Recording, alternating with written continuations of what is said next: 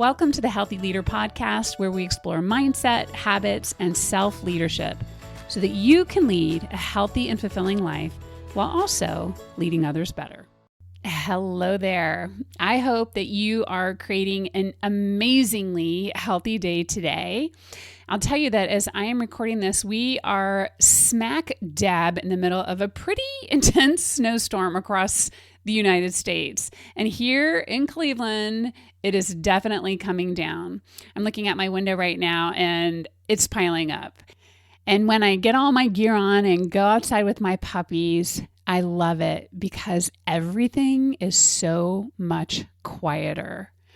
The snow blocks out all the noise and it creates this insular space, almost like you are wrapped in stillness.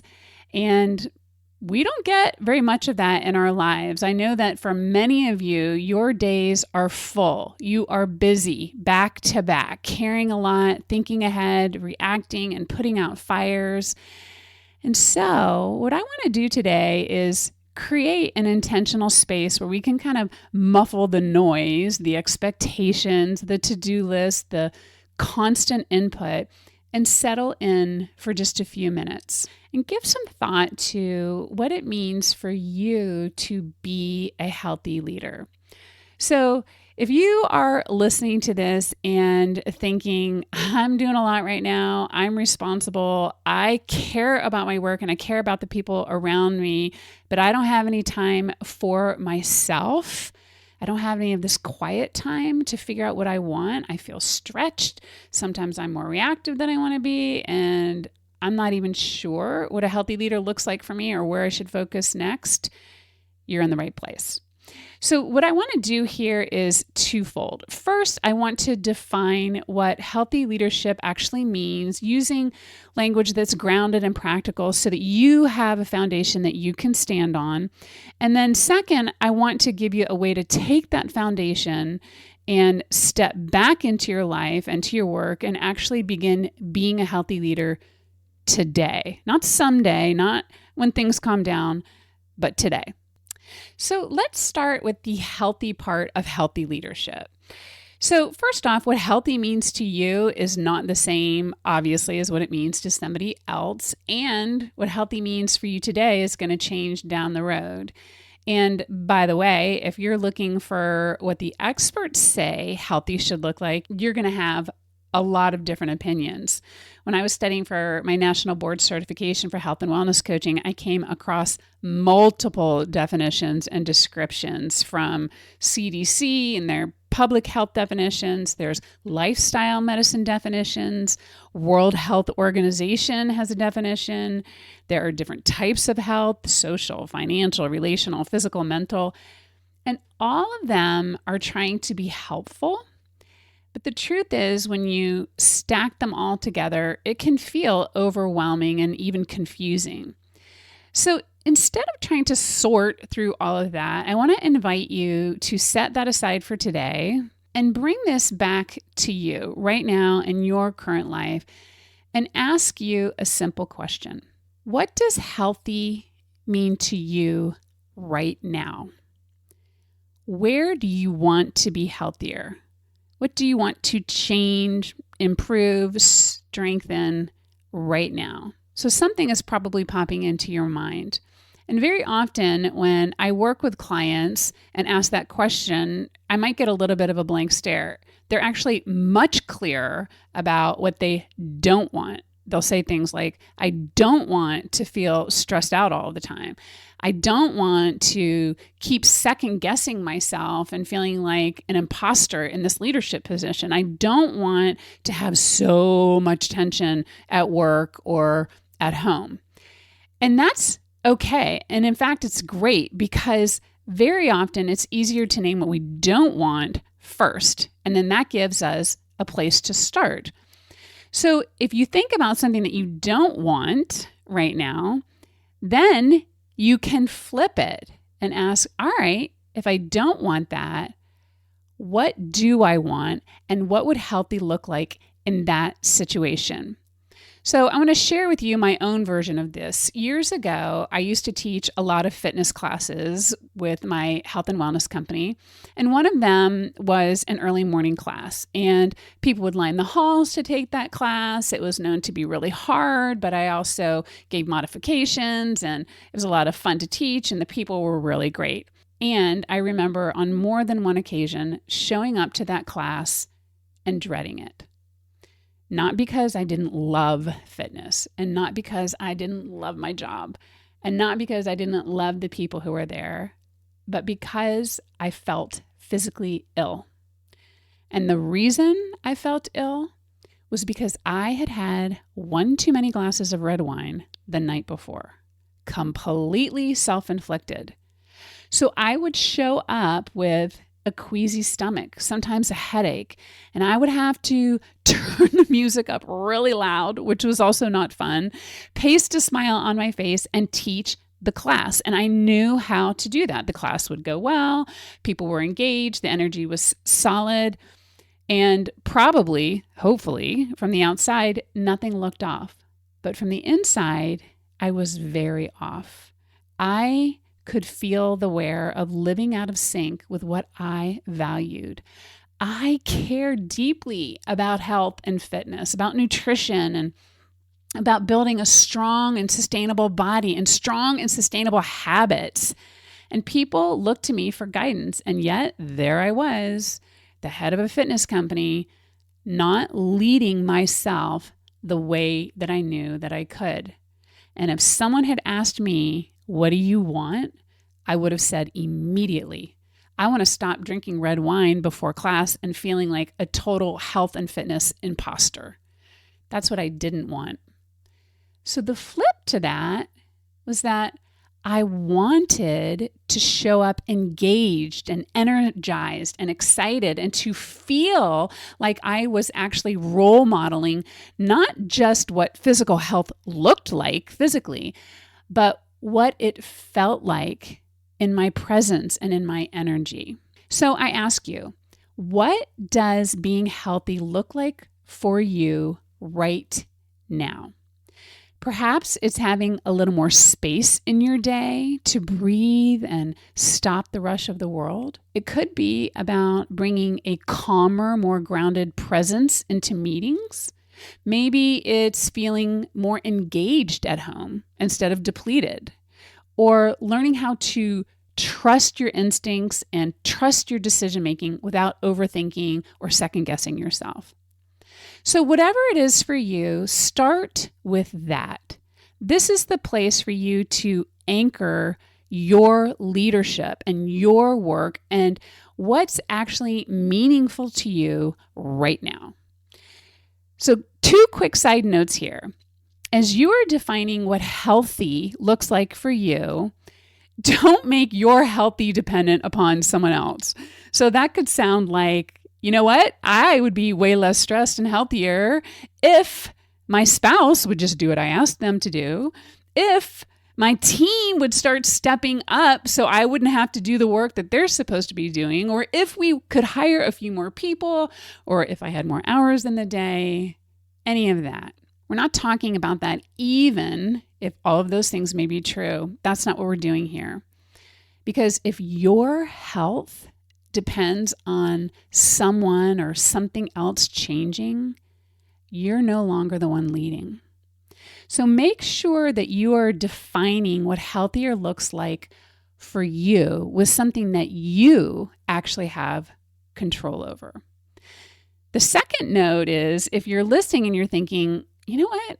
Honestly, nothing's really coming to mind. I'm feeling pretty good right now. That is important too.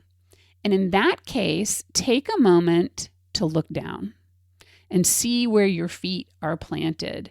See what is supporting you. What are the staples of your healthy leadership right now? What habits, choices, boundaries have helped you get to this place of steadiness and clarity? That's not accidental. Notice those things and remember them. Label them as your non-negotiables. It could be a spiritual practice, a relationship that you keep strong, a rule about when you allow work to come into your life. It could be consistent date nights, your workout routine, sacred time in the sauna, or any combination of those. Just take note, because when the ground shifts beneath you, you will know what you need to keep steady. You will know your non-negotiables. So that brings us to the leadership part of healthy leadership. Once you're clear on what healthy looks like for you, the question becomes simple. How do you lead yourself through that? So just like health, leadership has a lot of definitions. And we tend to think of leadership as a position, as a title or a role, a CEO or somebody in the C-suite or a hospital administrator, or someone making high-stake decisions that affect a lot of people. And I work with leaders like that every day. People operating at very high levels with real pressure and real responsibility. And leadership, even for those individuals, does not stop when they leave the office. They are also leading with their families, in their relationships, in their communities, and most importantly, in their own lives. So I make this point to double red underline the concept that no matter what your position or your title is, at the very least, you are a leader in your own life. And that makes you responsible for your own mental, emotional, and physical health, energy, and performance. It makes you responsible for the relationships in your life and how you show up to those. So this raises a really important question, which is, okay, what does it actually mean to lead? Now, I love looking up words and finding out what their etymology is. And so, of course, I looked up leadership. And I don't Google anymore. I like to use Perplexity right now. And what I discover and what really surprised me is that leadership doesn't come from Latin at all. It comes from Old English, which means to guide, to show the way, to go before. And I really, really like that because it's clearly not to dominate, to control, or to force ourselves or other people. So leadership at its core is about direction and guidance and showing the way, not dominance. And the image that comes to my mind for me is one of a door, and imagine that two people are standing there together and one of them reaches down and they turn the knob and open up the door. And with a simple sweep of their hand, they say, to you, lead the way. And then you step forward through that doorway and begin your journey. I love this visual because for me, it reminds me that it is as simple as that. That space right there, when they wave you through and say, lead the way, there's a pause. And right there is where we choose whether to step through that doorway or not. And very often what we do is stand there. We stand in the doorway. We can see what's possible. We see what's on the other side. We know what healthier looks like. We have a sense of where we want to go. And yet we don't move. And it's not because we're lazy, and it's not because we don't care, but often it's because there are a lot of other doorways. There are a lot of other things to do. We can feel overwhelmed. We're not sure if this is the right way to do it. We wonder if right now is the right time. And so we freeze, we delay, we stay comfortable. We'll say a little bit later. And that is totally understandable. And it's understandable because you have a brain. And your brain is very good at keeping things the way that they are. It is designed to do that. It likes what's familiar and it prefers what's known, even if that's not actually what you want. So under stress, the brain is always going to try to conserve energy. It's going to default to old patterns. It's going to tell you, you've tried this before, or why don't you wait until things calm down? So that's not a character flaw. That's biology. But here's the distinction. Standing in the doorway might be understandable, but it's not leadership. Because leadership requires movement. It requires guidance. And that moment right there at the doorway is where you move from potential energy to kinetic energy. Potential is knowing, it's seeing, it's imagining, it's dreaming. The kinetic part is doing. It's the stepping through. It's the beginning of the movement. And leadership lives in that transition. So it's not about having the whole journey mapped out. It's about being willing to take that first step, even when you're not completely sure, especially when you're not completely sure. That's the moment where leadership actually shows up. It's the moment we stop the old patterns, the old way of thinking, and decide to lead instead. It's the moment that I stopped thinking, oh, one more glass of wine won't matter, and realize that it's the only thing that matters, because it's not about the wine. It's not about the alcohol. It's not about the time spent scrolling on social media, or about avoiding the conversation, or the food, the arguments, the lack of conversations, the fear. It's not about the habits, the deadlines, or whatever else is pulling at you in the moment. It's about whether you're truly leading or letting something else lead you. And when you step back and really look at it, leadership is showing up in far more places than we usually acknowledge. It's not just in meetings and in high-level positions and decisions and strategies. It's in the small, ordinary moments.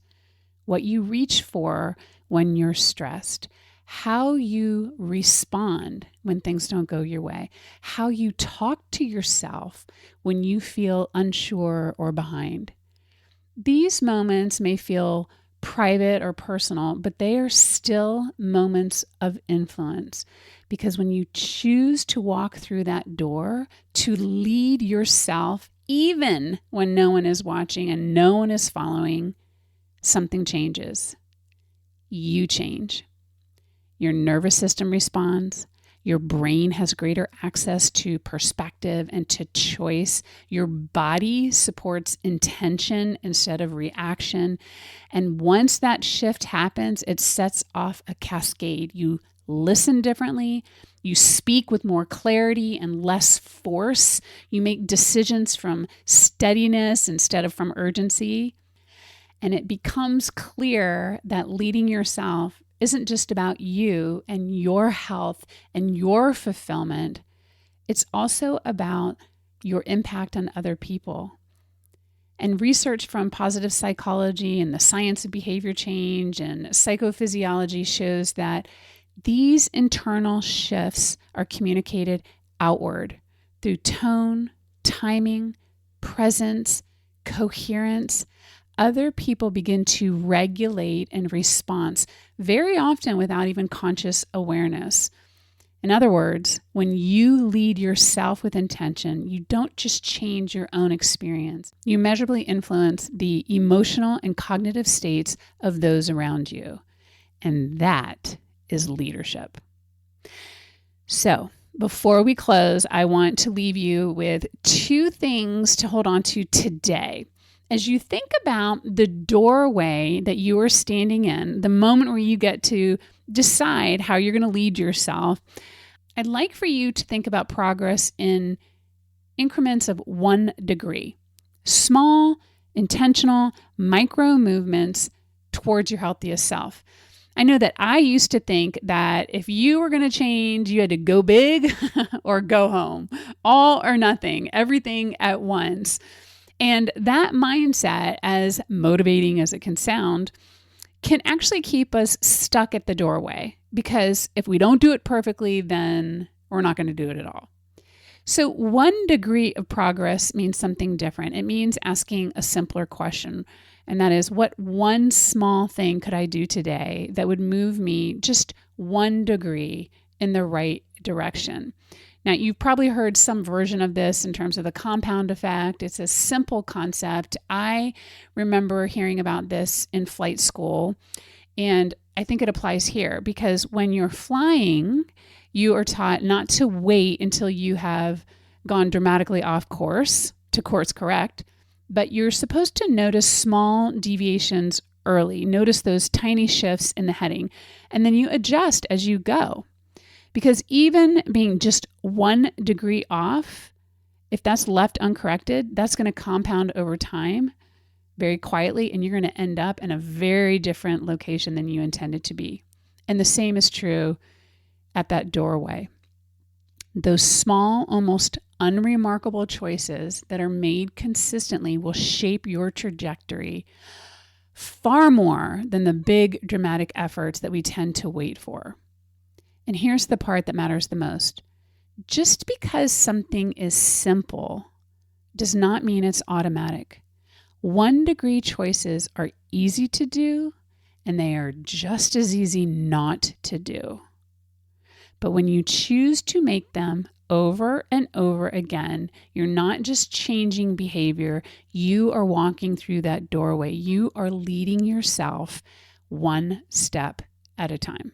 And then here is the second idea. It is about the moment, and I mean moment, like the split second when you are going to come up against the thing that you said you were going to do.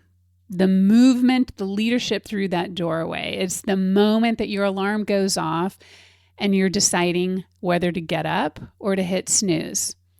It's the moment that your hand is hovering over your keyboard knowing that you said you were going to shut down at 6 p.m. It's the moment you are considering skipping that workout because you're really tired and the day has been really long. Or the moment you're debating whether to avoid that conversation or to actually have it.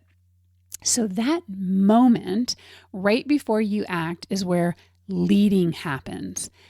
And here's what's important to know in that moment. Your brain is not going to be on your side. It's going to pull you back towards what's comfortable, what's familiar, what's worked to keep you safe before. And again, that's not failure. That's just how your brain is wired. So know that. And instead of arguing with your brain, try this. In your mind, go past the decision, past the effort, past the discomfort, and land on the feeling of it already being done. And imagine how it feels after you've walked through, after you've led yourself well, after you've stepped through that doorway. That feeling matters. It helps build confidence, it reinforces autonomy, and it helps you move from knowing to actually doing. And this season, to actually doing. And it takes a lot of practice to get control over that moment and to master it. And this season, we're going to give you a lot of support around other ways to do that, practical ways in real time and ways that you can actually use. But for now, this is the foundation. Healthy leadership is being clear about what healthy looks like for you, and then consciously and intentionally leading yourself in that direction. Not perfectly, not all at once, but intentionally. It is the practice of choosing again and again to move yourself towards what you have said matters to you. That's healthy leadership. And if you are here right now listening to this, you're already practicing healthy leadership. So thank you for being here and for doing this work with me. I am right alongside you. So thank you again, and let's do this. Let's lead together. Let's lead healthy lives together. Hey there. If you are ready to level up in how you lead yourself and how you lead others, come visit us at thehealthyleadergroup.com and see what's new at the intersection of your health and well-being and your leadership.